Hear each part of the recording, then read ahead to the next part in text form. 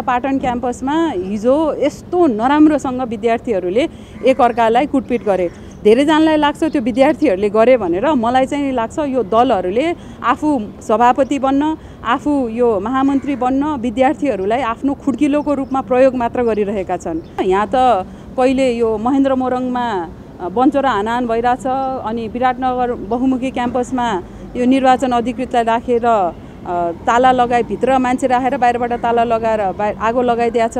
अनि यस्तो तालले त विश्वविद्यालय र विद्यालय क्षेत्र कहिले उँभो लाग्दैनन्। यही सदनमा छन् धेरैजना कमान्डरहरू खटाइएका, तर जुन तरिकाले यो विद्यार्थीहरूले एक आपसमा सदनमा त राम्रो कुरा गर्छन्, घृणाको राजनीति नगरौँ भनेर, तर घृणा प्रस्फुटन हुने, एकअर्कालाई कुट, एकअर्कालाई बन्चोरले हान, एकअर्कालाई भित्र राखेर आगो लगाइदेऊ जस्तो यस्तो योभन्दा बढी घृणित काम के हुन सक्छ? जति बेलासम्म यो राजनीतिक दलहरूले हाम्रो शिक्षा क्षेत्रमा आफ्नो प्लेग्राउन्ड बनाउँछ, कार्यकर्ता मात्र होइन गुन्डाहरू प्रोड्युस गर्नको लागि जसरी विश्वविद्यालयहरूले प्रयोग गरिरहेछ, यो एकदम खेदजनक छ।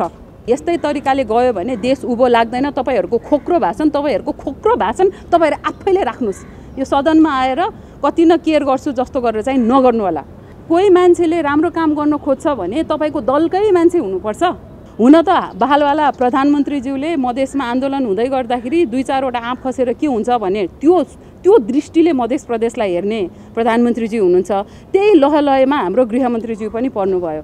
शिक्षा क्षेत्र चाहिँ नि कुनै दलको भातृ सङ्गठनको क्रियास्थल हुनुहुन्न भनेर हामी सबैले आवाज पनि उठाउनुपर्छ। यस्तो तरिकाले हेर्नुहोस्, म 40 वर्षको उमेर भएँ, मेरो साथीहरू मेरो उमेरमा विदेश पलायन हुँदैछ आफ्नो बच्चाहरूको भविष्यको लागि। यस्तो तालले यो रोजगारी यो त्यो केही हो, यो सबै गफै मात्र हो। शिक्षा मन्त्रीले गृहमन्त्रीलाई देखाउँछ, गृहमन्त्री एकदम मृदुभाषी हिसाबले कानुनी भाषा बोलेर पन्छिनुहुन्छ। समस्या त्यहाँ छ।